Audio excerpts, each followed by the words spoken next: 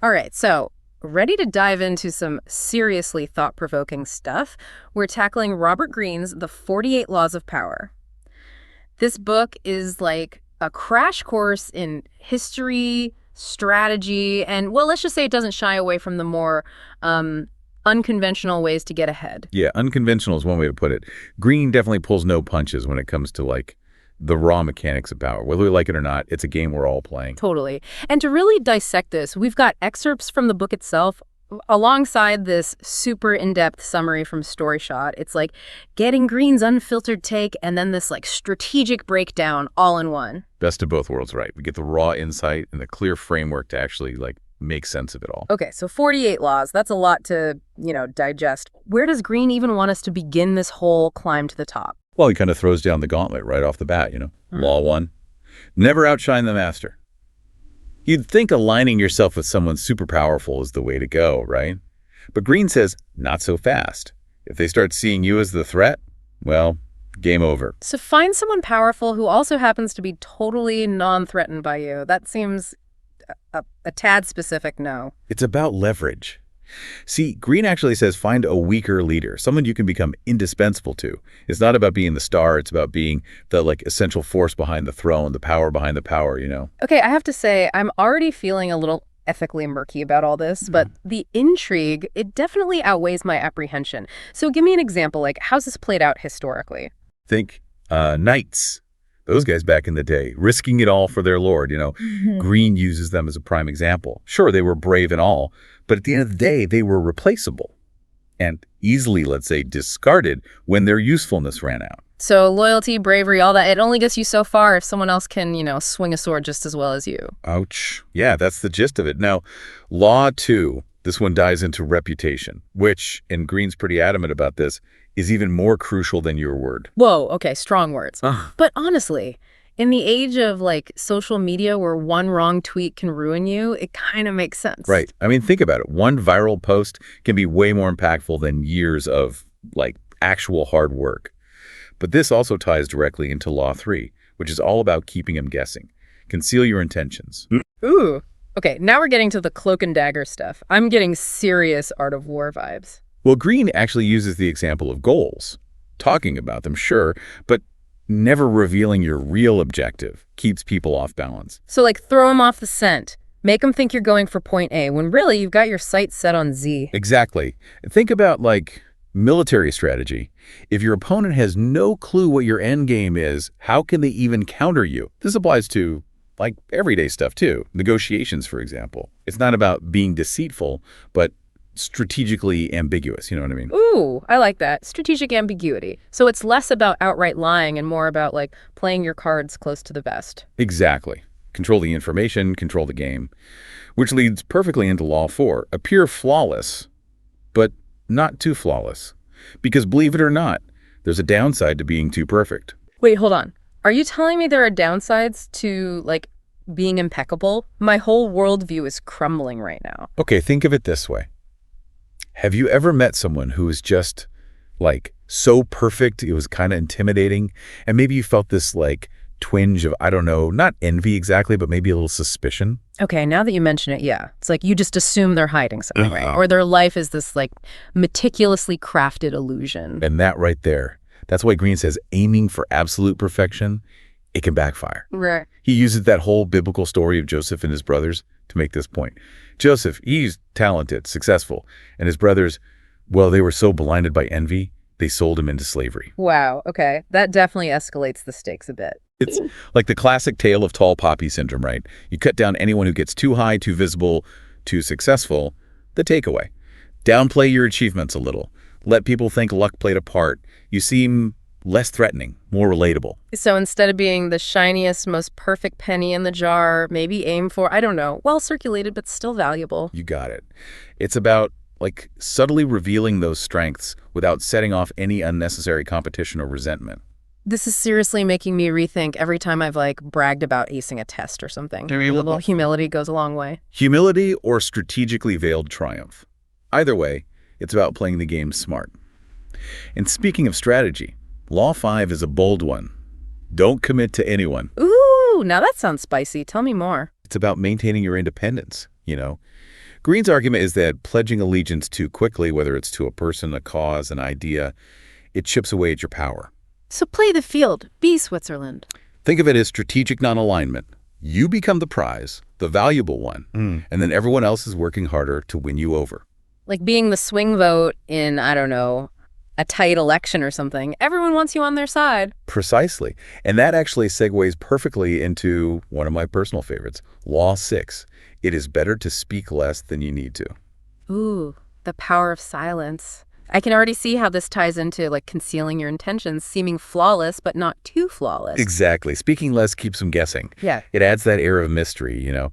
And haven't you noticed, often the people who say the least, they seem the most powerful. It's so true. It's like, think about those historical figures, you know, the ones known for being like super measured with their words, Lincoln, or even like CEOs today, right?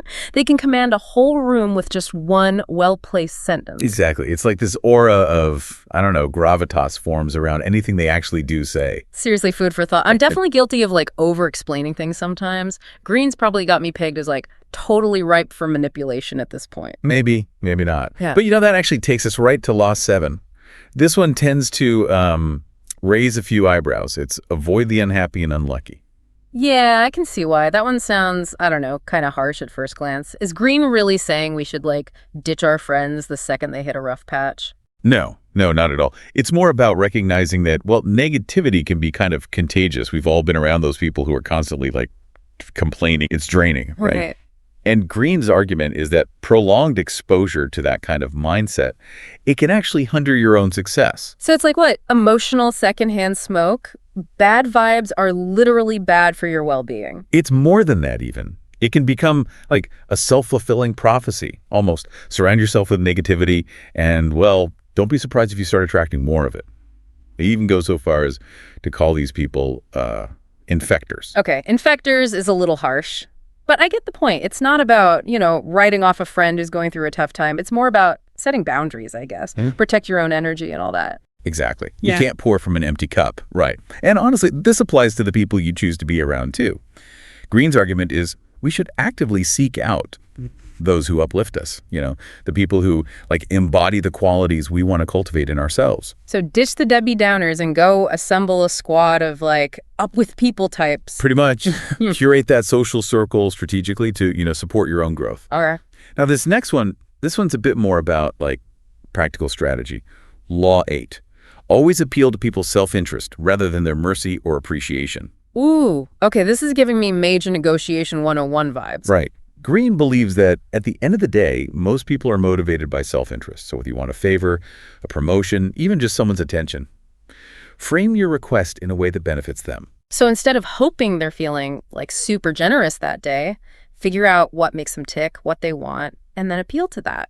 Exactly. What are their goals, their fears? Right. Understand those, and, well, you can tailor your approach for, like, maximum impact. Effective, sure, but it also feels a tad, I don't know, manipulative, maybe? Aren't we supposed to appeal to people's better nature? It's about working with human nature as it is, not necessarily condoning it. It's not about being malicious, just strategic. And yeah, sometimes those things overlap, but they don't have to. Think of it like you attract more flies with honey than vinegar, right? But in this case, the honey is a carefully crafted appeal to, you know, their desires. Okay, yeah, I can get behind that. But you'd also have to, like, be able to read the room. Right? Yeah. Sometimes a direct plea for help is the way to go. You're getting it. Adaptability is key. And speaking of which, Law 9 might seem kind of obvious, but it's important. When trying to outsmart your opponents, gather as much information as possible. Knowledge is power, right? Isn't that like basic strategy 101? Sure, but Greene takes it like a step further. He wants you to know your opponents better than they know themselves. Okay, so we're talking like full-on intel gathering here, but how do you even do that ethically? Asking for a friend. It's multifaceted. There's research, observation, networking. But Greene also talks about, like, building relationships, even with rivals. Wait, befriend your enemies to learn their secrets? Is this Machiavelli in disguise or something? Give it more like gaining trust, understanding their motivations, identifying weaknesses. That's powerful intel. I bet. The more you know, the easier it is to, like, anticipate their moves. But isn't that risky? I mean, what's stopping them from playing you at your own game? Well, that's the gamble, right? But the potential payoff. Outmaneuvering your opponent, achieving your goals, that often outweighs the risk, at least in Greene's view. A calculated risk, then. High stakes, potentially high reward. But what about the risks of isolation? Doesn't all this scheming get, I don't know, lonely at the top? That's actually addressed head-on in Law 10. Isolation is harmful. Don't create fortresses to protect yourself.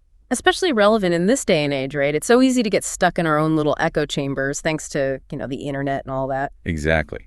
Greene argues that isolating yourself, whether physically or emotionally, it actually makes you more vulnerable, not less. Because you lose perspective. Start believing your own hype a little too much. Exactly. You need outside input, to challenge your assumptions and keep you grounded. So even if it's comfy and familiar in our echo chambers, it's not actually doing us any favors. Think of it like a bubble. It might look pretty and shiny, but it's fragile, right? You need those outside perspectives to challenge you, help you grow. So what's the antidote to all this isolation then? More dinner parties, mandatory group texts. Connection. Building those genuine relationships, finding mentors, engaging with communities where you can learn and grow alongside others. It's like that proverb, if you want to go fast, go alone. If you want to go far, go together. Even if you're aiming for a position of power, you still need people you can trust. Precisely. Recognizing that we're stronger together, that's key. Even, or maybe especially, in the pursuit of power. Okay, yeah, that's actually kind of a refreshing take on it all. It makes this whole power game thing seem a little less, I don't know, ruthless. It's about finding that balance. Assertiveness with empathy. Yeah. Strategy with authenticity. I like that a lot. And on that note of finding balance, what other insights does Greene offer? So we're hearing a lot about connection, community, all that, but there's still this underlying, I don't know, current of power dynamics, right? It makes me think about how Greene talked about image, perception, all that. Didn't he say something about reputation being even more important than your word? He did. And honestly, he spends a good chunk of those 48 laws really hammering that point home. And it's not about, being fake or anything. It's more about being strategic, how are you shaping how other people see you? Think spectacle, grand gestures, even just mastering the art of timing. So it's like you're directing your own movie, right? And you're casting yourself in the role of powerful, influential leader, because perception is reality, especially when it comes to power. Exactly. And think about the leaders who capture our attention, right? The ones who inspire us, right? Yeah. They usually have this aura of confidence, competence, maybe even a little, I don't know, mystique thrown in there. It's about projecting the image of the power you want to embody. It's like that saying, dress for the job you want. But this is that idea on a much grander scale, right? You're not just wearing the clothes, you're inhabiting the whole presence of someone powerful. Nailed it. And remember how we were talking about the power of silence? Well, Greene also talks a lot about using language strategically. It's not just what you say, it's how you say it. Okay, hold on. Gotta write this down. He believes that, language, when it's used skillfully, it can be incredibly persuasive. A well-placed compliment, a carefully worded argument. These things can, sway opinions, disarm your opponents, all that. So a little charm goes a long way. Yeah, I can get behind that. Though it does feel I don't know, walking this fine line between charming and, well, downright manipulative. There's a fine line, for sure. And honestly, that's something super important to keep in mind with, all of Greene's laws. He's basically giving you the tools, right? But it's ultimately up to you to decide how you're going to use them. It's like that whole with great power comes great responsibility thing, but I guess in this case it's more with great knowledge of power dynamics comes great responsibility. Nicely put. Greene would definitely argue that, the most effective leaders, they're the ones who understand these dynamics, and then they use them, judiciously. Ethically. So it's not about, becoming some ruthless tyrant or something. It's about figuring out how to navigate, the real complexities of human relationships in a way that ideally benefits everyone involved. Exactly. Finding that sweet spot between, being assertive but also empathetic, strategic but also authentic. It's a balancing act for sure. Well said. This has been quite the deep dive. Seriously. We covered everything from strategic silence to the dangers of, isolating yourself at the top. So what's the biggest takeaway for you? For me, it's how Greene really pushes us to see the world as it is, not as we wish it was.